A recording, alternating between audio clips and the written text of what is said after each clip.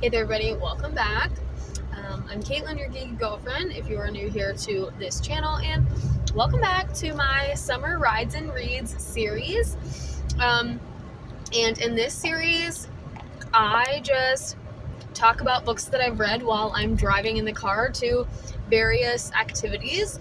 And today, we are off to dinner with a friend. I typically do dinner with this friend once a month. We used to work together, and it's just our way of staying in touch and keeping up with things. So we're going to dinner with her, and then we actually are going to a little pottery painting special event. So that'll be really fun. And as always, coming to you from the car again, and we are just going to talk about a book that I recently read. Now, I think in my past videos, if you watched those, I think I was talking about how the last two books that I read were book number 21 and 22, or 22 and 23, and I just checked my Goodreads, and actually the book that we're going to talk about today is actually book number 22. It is a nonfiction book, and I believe that this is the either second or third nonfiction book that we've read this year. It might only be the second, if I'm being honest, but we do have two other nonfiction books in the works, and I also just did finish today a beta reading novel, which I can't really say too much about yet, but stay tuned for a full review of that coming later on in the fall. Now, like I said, today's book is going to be a nonfiction book, and honestly, the target audience for this book is not going to be as broad as maybe some of the other books that I reviewed, but that's okay. So, if you're new here, make sure you hit that red button and subscribe. Make sure you hit the bell to be notified about all of my latest videos. I have been working on a lot of content behind the scenes that you guys have not seen yet, Instagram has not seen yet, and I have a lot of things filmed. I'm just working on editing them and then deciding when I want to post them. But we have probably 5 to 6 more videos coming on a totally different topic. So if you like my content but want to see more or something different, then definitely stay tuned. If you like these book reviews, keep on watching, keep on liking, and feel free to share with people who think you might think will like this book. Words are hard today. And we are eating currently a Jolly Rancher because it's been my little guilty sweet treat. So just kind of something, it's kind of like a lozenge, you know. So anyway, because I've been doing a lot of filming recently, my throat's a little scratchy. I've kind of been cleaning a lot, so there's a lot of dust and dander. So I'm just fighting through a little allergy bout right now. But anyway, today's book that we're going to talk about is called The Balance: My Years Coaching Simone Biles by Amy Borman. And admittedly, obviously, if you've been around for a while, I do talk a lot about gymnastics, my journey in gymnastics. I was a gymnast for 15 years. For a while, it was my only sport, and I started when I was about 4 years old, and my last competition was my freshman year of college, and I just kind of decided that I was done. It was time for me to be done. My body was done. It was hard for me to continue to train at the level that was needed for me to keep up my skills. And I just decided that it was time to be done. And I don't regret my decision to walk away. But I did, however, pursue judging and have been sitting on the other side of the table for about 5 years. So going into my, I believe, 6th year. No, this will be my 5th full season judging this year coming up. So I'm excited about that. But so I was a gymnast, I've been a judge, and I actually have met Amy on one occasion. Her and I actually were at a meet together, so pretty cool. But this is her debut novel, and she wrote about her years coaching Simone up until the 2016 Olympics in Rio. So Amy was not Simone's coach for the most recent Olympic Games, and also not her coach in the 2020-2021 Olympics in Tokyo. So this follows her through Rio, but then also talks a little bit about Amy's life after coaching Simone, and also kind of a little bit about just the gymnastics world in general. So if you know anything about gymnastics, if you are a former gymnast, if you are a judge, if you are a coach, if you're just a parent who has an athlete in gymnastics, I think there truly is something for everyone in the gymnastics community here in this book. I mean that with all sincerity. I feel like no matter who you are in the gymnastics community, around the gymnastics community, you could find something to enjoy about this book. But it is told through a narrative, so you kind of get the background of Amy's life, her life as a gymnast, how she became a coach, why she chose coaching, and then how she met Simone, how that relationship started, and then also the training methods that she employed to coach Simone, who many refer to as the greatest of all time. Now, I will say, going into reading this book, I was a bit hesitant because Simone Biles is not my favorite gymnast. Now, I will say that watching her in the 2024 Olympics was a lot more enjoyable than watching her in the previous Olympics prior to that. I just felt like she genuinely did not enjoy this sport, and she is being really put up on a pedestal for being a role model and, you know, an icon for young gymnasts. Everybody wants to be the next Simone, blah, blah, blah.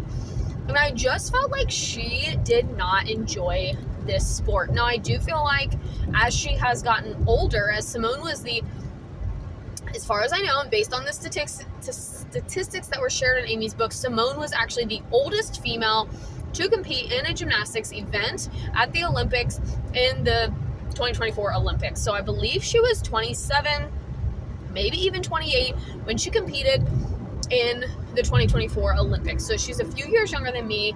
I cannot imagine doing the things that she is doing at her age. And I make that sound like she's like 50, but in all seriousness, like, gymnastics is a very physically demanding sport.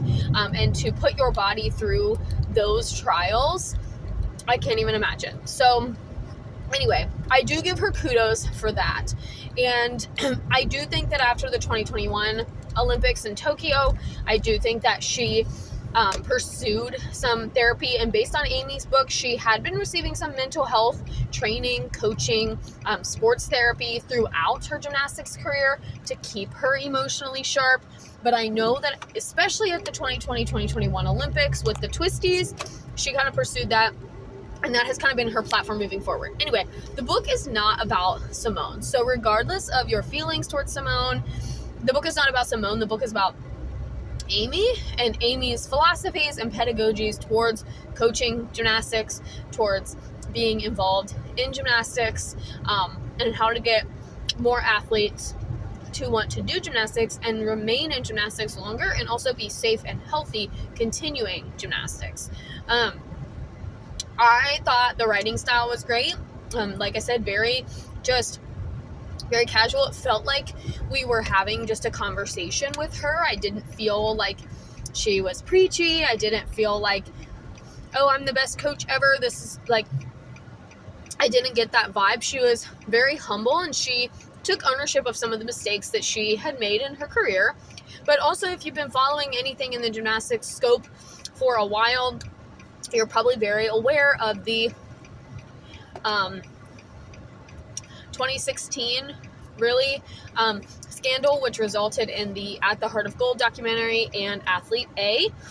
Both documentaries explore the unfortunate sexual misconduct which took place in the sport of gymnastics and at the hands of some of the individuals in care positions. I'm not going to name those individuals because they are perpetrators here, and I don't want to draw attention to those individuals for the crimes that they committed.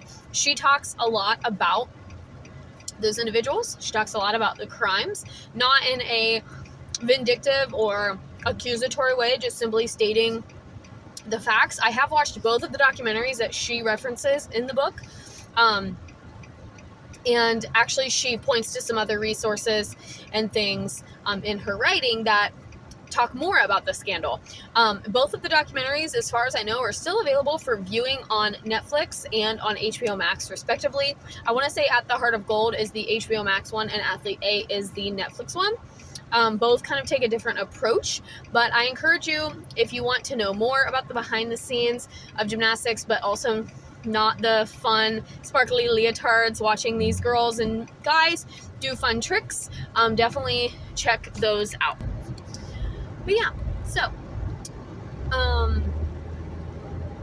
I always rate a nonfiction book based on if I learn something or if I have a takeaway of some kind. And being that it was a book about gymnastics, and that I am a former gymnast and judge and all those things that I already said, I still learned something from this book. Like, I learned about higher level skills, I learned more information about some of the more popular, maybe more trendy athletes that I've known about for a while, but she kind of gave some inside scoop. And also just thinking about like what it truly is like to be on the floor of the Olympics. That's an experience that not very many people get to have in their life, and it was just kind of a peel back behind that curtain of what that's like. And for that reason, I actually gave this book 5 stars, despite maybe it was because I had kind of low expectations going in, because I expected not to like it. I expected it to be all about Simone and how great she is and all those things. And while there was some of that, and there was some Simone's so great because of this, and this, there was also a lot of just general information, general facts about the sport of gymnastics, the history of gymnastics, and I found it all very interesting. And like I said, for that reason, I gave it 5 stars, because I did learn something new, and I actually read this book pretty quickly for a nonfiction book. Now, I made it a little over halfway through the book, and then I did have to take a pause to kind of catch up on some of the other books that I was reading. So I am reading 2 other nonfiction books right now, and that I'm kind of just taking small chunks of at a time. Those are more like I'm highlighting, taking notes, right? So I am reading those, but also I did beta reading, so that had a due date, so I kind of had to pause, and I had to kind of prioritize those other books for a few days before I could really commit to finishing this one. But I wanted to finish it before our book club meeting about it, which is why I read this book. It was chosen for a book club meeting, and I'm not sad about it. It was a good one. So far, all the book club books that I've been able to read this year have been hits for me for one reason or another. And so this one was the same. I was pleasantly surprised by how much I enjoyed this book. I've actually talked to some other people about it and said, hey, if you like nonfiction and you like gymnastics, you would like this book. And yeah, so I really enjoyed it.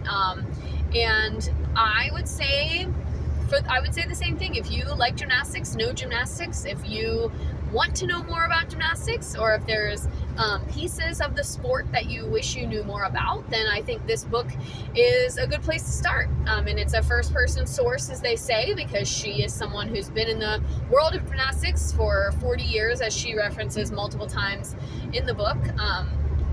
So yeah, I really enjoyed it, and I think that's all that I wanted to say about this one. But I hope you guys are having a great summer of reading of your own. And if you are new here, I'm just going to remind everybody that we are in the middle of a few challenges this year, yes, but also right now on the channel. Currently, my goal for the year is to read 48 books. That's 4 books a month, or about 1 book a week. We're a little bit slow on that since we're about halfway through July, so we're over halfway through the year, and I'm not quite halfway through the books. Now, after I finish these 2 nonfiction books, I will officially be halfway, but in trying to read all the things that I'm reading, we've had some that have taken me a little bit longer to read, like The Book Thief took me a really long time, but it was a good book, I just took a really long time. So yeah, we've had some longer ones this year. Wicked took a decent amount of time, so my reading rate is a little bit slower, I think, than it was last year. Based on my story graphs, last year my average reading time was between 7 and 8 days, and this year we're averaging about 10 days. So I am a few days slower this year, but I am reading multiple things at one time, which also affects your reading rate. So, and some of the books that I've read are a little bit longer, some shorter. So we're just all over the place. But we're also doing a rainbow reading challenge where I'm reading books of every color of the rainbow with different spines. The Balance did restart that, and it was a red spine book, so we kind of started over, but we did skip over a white spine book, so we're going to do that next and then get back on track with orange. I was also invited to do an A to Z challenge, which is just what it says. You read one book starting with each letter of the alphabet. They and don't count, and then I have till December 31st to do that one, so that's like from now until the end of the year. And then there was also a summer reading challenge on Storygraph that I just kind of stumbled upon and decided to join. I have through August 31st, I think, if not August 1st, to kind of get as much as I can of that one done. I think it's August 31st, but I opted not to do the library reading challenge this year. It was fine last year. I remember like the prizes weren't great, and I ended up not really using many of the prizes. So that's part of the fun for kids, is like the incentives. But I just waited too long to register, and it does, like, you can register anytime, especially through the Columbus Metropolitan Library System. But by the time I registered, it was always like, it's already like half over, and I said, well, I'll just do the other ones that I've kind of found and stumbled upon, or that I was invited to do for this year, and then maybe next year we'll try the library one again. I did do the library reading challenge last year. It is free to join, and you do get prizes and incentives. You have to go in and just turn in, like, once you get your tickets or your points, you go in and turn them in for little prizes. But use your libraries. Free resource. And I just saw on my receipt yesterday, because I went to pick up some movies, and I've saved over $470 this year just by getting books and movies out from the library. So that's just a fun little statistic for yourself as well. But yeah, I think that's all I wanted to say about that one. I gave you guys an update on our challenges, and if you have any questions about any of the challenges, please just let me know in the comments. Let me know if you want more gymnastics books. I have read a couple, and I added more to my list because of this book. So if you want any more recommendations, just let me know. And yeah, I would say out of all the nonfiction books that I've read this year, this one definitely is at the top of the list, because it's the one that's not only fresh in my mind, but I did enjoy it the most. So yeah, I think that's it for this one. Let me know in the comments if you've already read it, or if you want more recommendations like this. But thank you guys so much for hanging out with me in the car again in our Summer Rides and Reads series, and I'll see you guys in the next one.